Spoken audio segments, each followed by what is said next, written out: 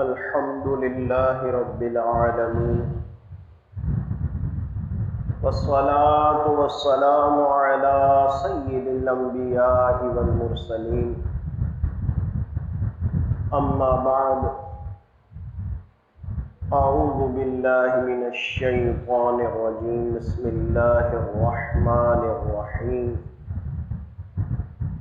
ألا إن أولياء الله لا خوف عليهم ولا هم يحزنون صدق الله العظيم إن الله وملائكته يصلون على النبي يا أيها الذين آمنوا صلوا عليه وسلموا تسليما درود پاک بآواز بلند الصلاة والسلام عليك يا سيدي يا رسول الله وعلى آلك وأصحابك يا حبيب الله الصلاة والسلام عليك يا نبي الله وعلى آلك وأصحابك يا نور الله۔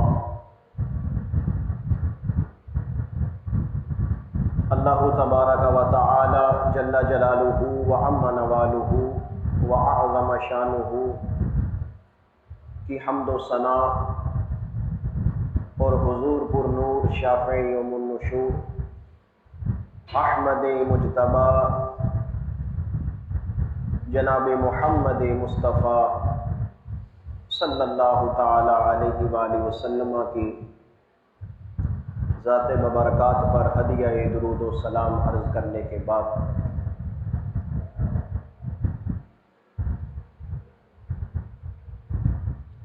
اسلامی سال کا جو پہلا مہینہ ہے وہ محرم الحرام ہے۔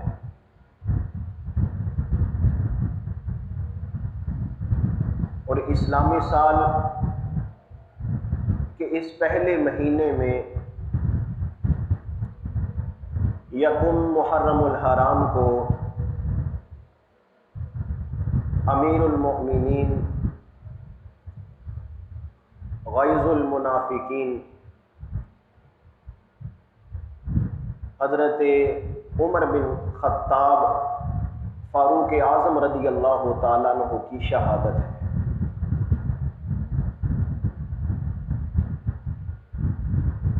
اور آپ خلفۂ راشدین میں دوسرے خلیفہ ہیں۔ حضور نبی پاک صلی اللہ علیہ وآلہ وسلم نے ایک دن اللہ سے یہ دعا کی کہ اے اللہ عمر بن خطاب کے وجود سے اسلام کو عزت دے۔ حضور علیہ الصلوۃ والسلام کی دعا قبول ہوئی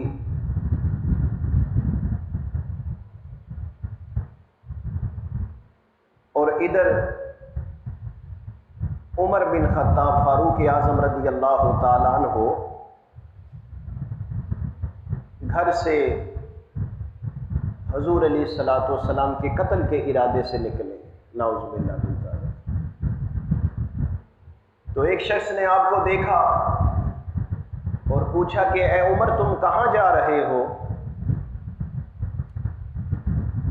کہا کہ محمد صلی اللہ علیہ وآلہ وسلم کو قتل کرنے کے لیے جا رہا۔ تو اس نے کہا بھلا اگر تم ایسا ہی تم نے کیا تو بنی ہاشم سے کس طرح تم امن میں رہ سکتے؟ اس نے کہا پہلے اپنے گھر کی تو خبر لو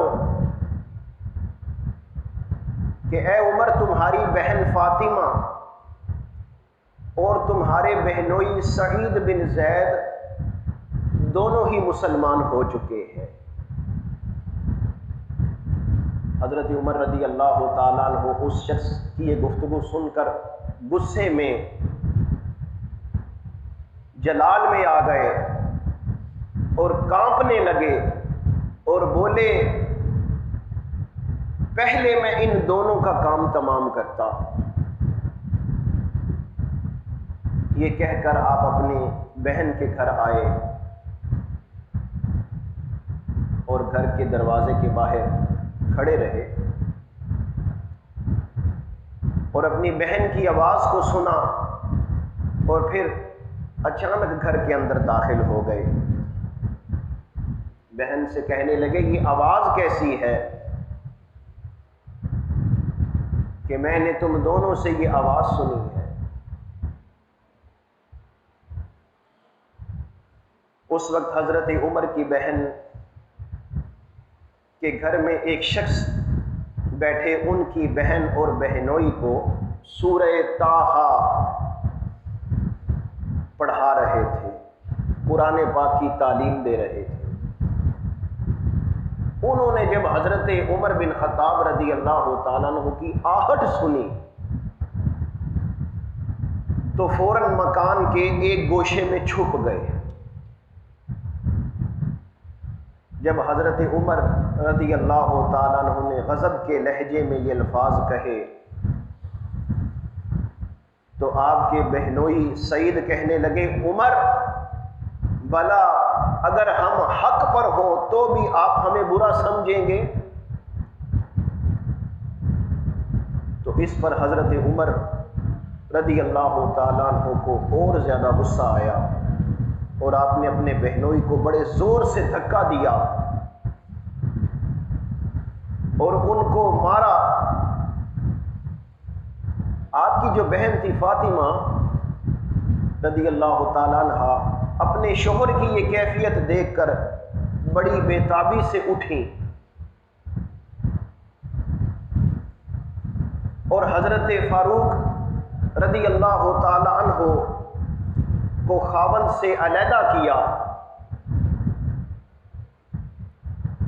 مگر حضرت فاروق اعظم رضی اللہ تعالی عنہ بہت غصے میں تھے، جلال میں تھے، انہوں نے بہت مارا یہاں تک کہ ان کا چہرہ جو ہے وہ لہو لہان ہو گیا۔ حضرت عمر رضی اللہ تعالیٰ عنہ ان دونوں سے علیحدہ ہوئے تو بہن سے کہا لاؤ مجھے وہ صحیفہ تو دکھاؤ جسے تم پڑھ رہی تھی۔ فاطمہ رضی اللہ تعالیٰ عنہ نے کہا بھائی اسے پاک لوگ ہی چھو سکتے، پہلے آپ پاک ہو جائیں۔ حضرت عمر رضی اللہ تعالیٰ عنہ اٹھے اور بہن کی ہدایت کے مطابق وضو کیا اور وضو کر کے اس صحیفہ کو ہاتھ میں لیا اور اس میں کیا لکھا تھا؟ طٰہٰ ما انزلنا علیک القرآن لتشقیٰ۔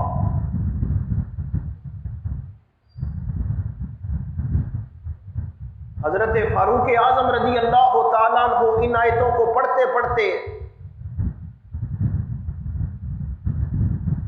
آپ کے دل پر کلام الہی کا اتنا اثر ہوا کہ آپ نے اسی وقت بچشم تر فرمایا مجھے فوراً محمد صلی اللہ علیہ وآلہ وسلم کے پاس لے چلو۔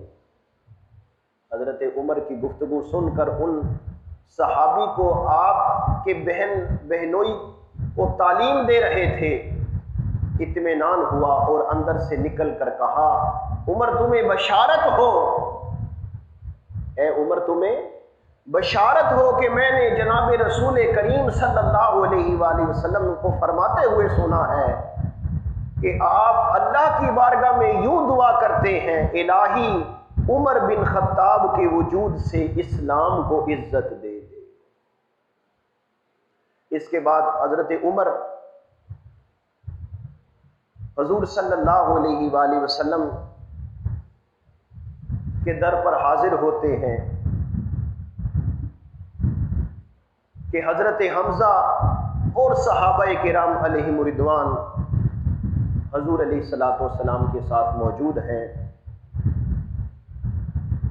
جب حضرت حمزہ رضی اللہ تعالیٰ عنہ نے فاروق اعظم رضی اللہ تعالیٰ عنہ کو آتے دیکھا تو حضرت حمزہ رضی اللہ تعالیٰ عنہ نے کہا اللہ تعالیٰ اگر عمر کے ساتھ بھلائی کرنا چاہتا ہے تو اسے اسلام کی ہدایت کرے گا، اور اگر خدا نے اس کے علاوہ کوئی دوسری بات چاہی ہے تو عمر کو قتل کر ڈالنا ہم پر کوئی مشکل نہیں۔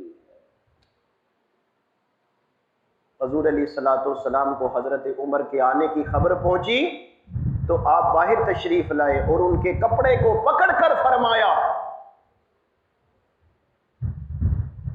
عمر کیا تم ابھی باز نہ آؤ گے؟ اور پھر آپ نے وہی دعا مانگی اور فرمایا الہی عمر بن خطاب کے وجود سے اسلام کو عزت دے۔ جو ہی حضرت کی زبان سے یہ کلمے نکلے، حضور علیہ الصلوۃ والسلام کی زبان سے یہ کلمے نکلے، حضرت عمر بن خطاب فاروق اعظم رضی اللہ تعالیٰ عنہ بے ساختہ پکار اٹھے، اشہد ان لا الہ الا اللہ و اشہد انک رسول اللہ۔ اسی وقت آپ نے اسلام کو قبول کر لیا۔ حضرت عمر رضی اللہ تعالیٰ عنہ کا اعلان حق سنتے ہی جو مسلمان اس وقت موجود تھے ایسے زور سے اللہ اکبر کا نعرہ بلند کیا کہ تمام مسجد والوں نے سن لیا۔ یہ حضرت فاروق اعظم رضی اللہ تعالی عنہ وہ ہستی ہیں کہ جن کو نبی پاک صلی اللہ علیہ وآلہ وسلم نے اللہ سے مانگ کر لیا ہے۔ اور حضرت فاروق اعظم رضی اللہ تعالی عنہ کی شان و عظمت کے تو کیا کہنے ہیں۔ حضرت عبداللہ بن سلام رضی اللہ تعالی عنہ نے ایک دفعہ حضرت عمر رضی اللہ تعالی عنہ کے بیٹے حضرت عبداللہ رضی اللہ تعالی عنہ سے کہا کہ اے افل جہنم کے بیٹے۔ تو حضرت عبداللہ اپنے والد ماجد کے متعلق یہ جملہ سن کر بڑے پریشان ہوئے کہ یہ کیا جملہ انہوں نے کہہ دیا ہے، اور گھر جا کر فاروق اعظم رضی اللہ تعالیٰ عنہ سے کہا ابا جان عبداللہ بن سلام رضی اللہ تعالیٰ عنہ نے آپ کو کفل جہنم کہا ہے۔ کفل جہنم مانا جہنم کا تالا۔ تو حضرت عمر نے یہ بات سنی تو عبداللہ بن سلام کے پاس پہنچے اور دریافت فرمایا کہ آپ نے میرے حق میں یہ لفظ کیوں استعمال فرمایا ہے؟ تو حضرت عبداللہ بن سلام کہنے لگے اس وجہ سے استعمال کیا ہے کہ مجھے میرے والد صاحب نے اور انہیں ان کے آباء و اجداد نے حضرت موسیٰ علیہ السلام سے یہ خبر دی ہے کہ حضرت موسیٰ علیہ السلام نے فرمایا کہ مجھے جبریل نے خبر دی ہے کہ پیغمبر آخر الزمان جناب محمد مصطفیٰ صلی اللہ علیہ وآلہ وسلم کی امت میں ایک شخص ہوگا جسے عمر بن خطاب کہا جائے گا۔ وہ مبارک نفس جب تک امت محمدیہ میں رہے گا تب تک جہنم کا دروازہ بند رہے گا۔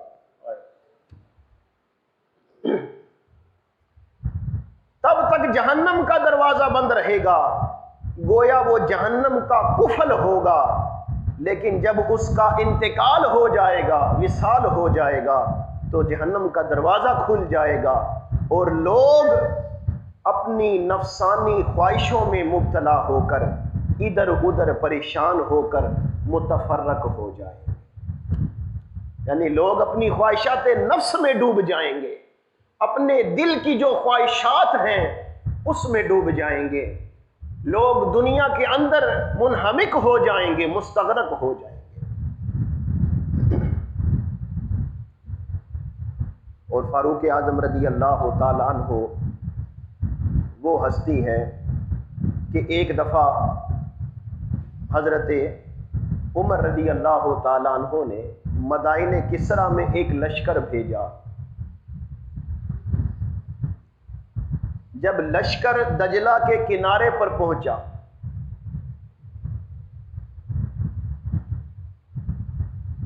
تو وہاں کوئی جہاز اور کوئی کشتی نہ تھی جس کے ذریعے دریا کو پار کیا جاتا۔ سعد بن ابی وقاص رضی اللہ تعالی عنہ جو اس لشکر کے جرنیل تھے، اور خالد بن ولید رضی اللہ تعالیٰ عنہ نے لشکر سے آگے بڑھ کر فرمایا. توجہ ہے سب کی؟ ذرا مل کر کو سبحان اللہ. ذرا سنو محمد عربی صلی اللہ علیہ وآلہ وسلم کے غلاموں کی شان سنو. ہم سے تو پتھر ہٹائے نہیں ہٹتا، تو ان کی شان سنو. خالد بن ولید جو اللہ کی تلواروں میں سے ایک تلوار ہے،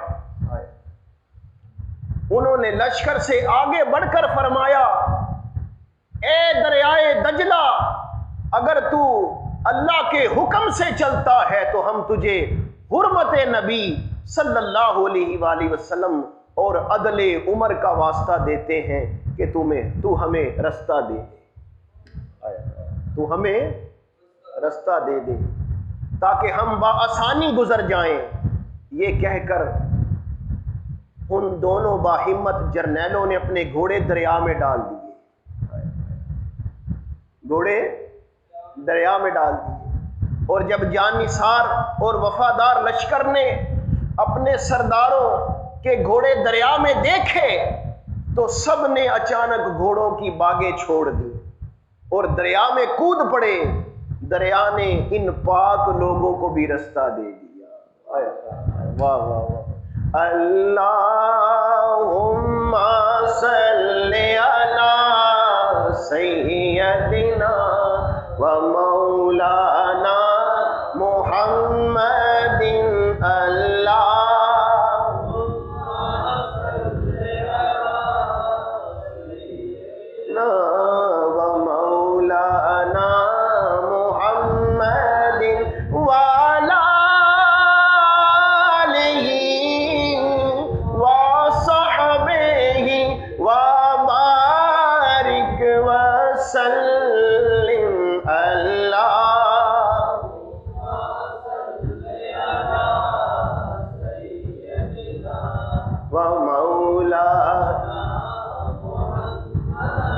چاہے تو اشاروں سے اپنی کایا ہی پلٹ دے دنیا کی.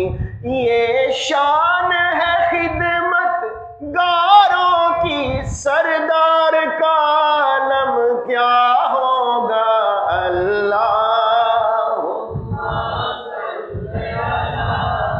سیدنا و مولانا دن اللہ، سیدنا و مولانا مدن اللہ.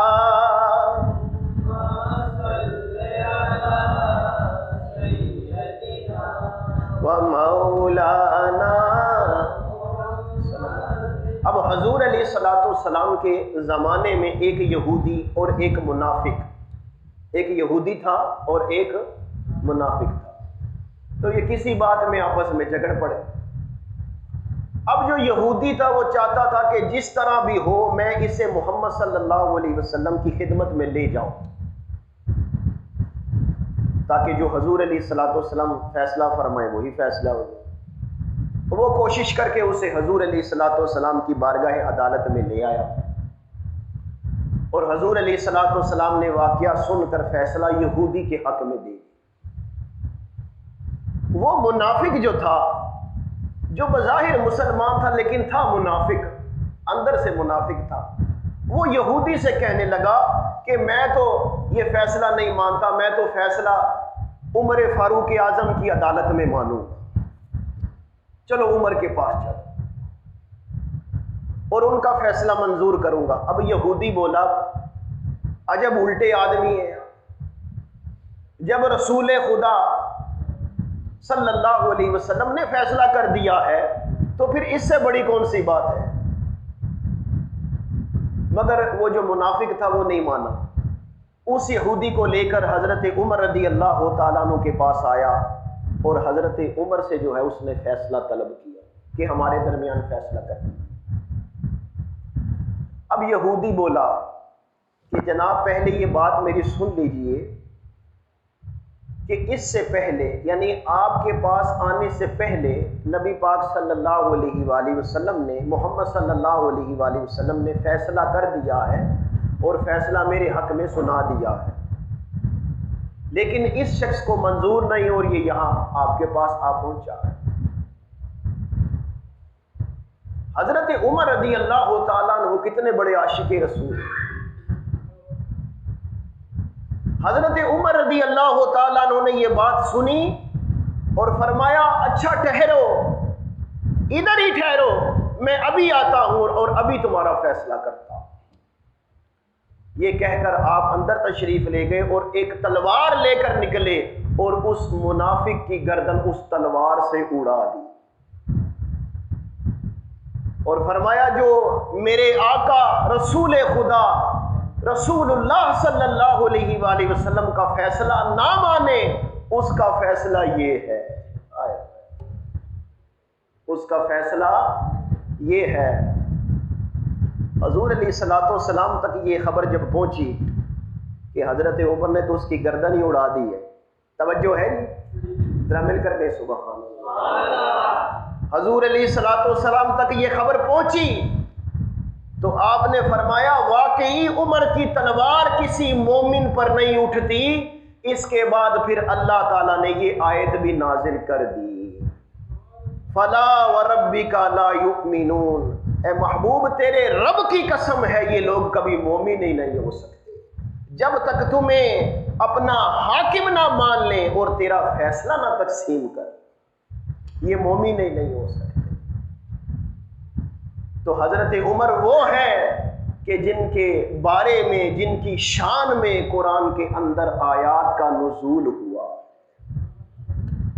حضرت فاروق اعظم رضی اللہ تعالیٰ عنہ وہ ہستی ہیں کہ جن کا ذکر، جن کی شہرت، جن کا دبدبہ، جن کا عدل، جن کا رتبہ، جن کا مرتبہ، جن کی عظمت، جن کی شان جو ہے قرآن میں نہیں بلکہ توریت میں بھی بیان کی گئی ہے اور انجیل میں بھی بیان کی گئی۔ اور آج بھی فاروق اعظم رضی اللہ تعالی عنہ حضور نبی پاک صلی اللہ علیہ وآلہ وسلم کے ساتھ آرام فرما رہے ہیں۔ حضرت فاروق اعظم رضی اللہ تعالی عنہ وہ ہستی ہیں کہ جنہوں نے نبی پاک صلی اللہ علیہ وآلہ وسلم کی غلامی میں، حضور علیہ الصلوۃ والسلام کے عشق میں، محبت میں اپنی زندگی کو گزارا ہے، تو پھر اللہ تبارک و تعالی نے آپ کو بلند کر دیا۔ دیکھو قرآن میں اللہ کے پاک نے کیا فرمایا، کل اے محبوب فرما دیجئے ان کنتم تحبون اللہ فاتبعونی یحببکم اللہ یغفر لکم ذنوبکم واللہ غفور الرحیم۔ فرمایا اے محبوب فرما دیجئے کہ اگر تم اللہ سے محبت کرتے ہو فاتبعونی تو میری اتباع کرو، میری اتباع کرو، پھر اللہ تمہیں اپنا محبوب بنا لے گا۔ پتہ چلا جو بندہ حضور کے عشق اور محبت میں اپنی زندگی کو مستغرق کر دیتا ہے، گزارتا ہے، پھر وہ اللہ کا بھی پیارا اور محبوب بن جاتا ہے۔ پھر زلزلہ بھی آئے تو پھر وہ جب کوڑا مارتا ہے، ایڑی مارتا ہے کہ رک جا، تو پھر زلزلہ بھی رک جاتا ہے۔ ہم پتھر کو نہ ہٹا سکے، ارے وہ اپنے درے سے زلزلے کو بھی ختم کر دیتے۔ پھر اللہ تعالیٰ فرماتا ہے کہ ہم اسے اپنا محبوب بنا لیتے ہیں، یغفر لکم ذنوبکم، اور پھر اس کے گناہوں کو بھی معاف فرما دیتے ہیں، اس کے لیے بخششیں ہی بخششیں ہیں، اس کے لیے مغفرتیں ہی مغفرت ہیں، اور واللہ غفور الرحیم، کہ اللہ بخشنے والا ہے اور غفور بھی ہے اور رحیم بھی ہے۔ اللہ تبارک و تعالیٰ کی بارگاہ میں دعا کرتے ہیں اللہ تعالیٰ ہمیں حضرت فاروق اعظم رضی اللہ تعالی عنہ کے نقش قدم پر چلنے کی توفیق عطا فرمائے۔ وآخر دعوانا ان الحمد للہ رب العالمین۔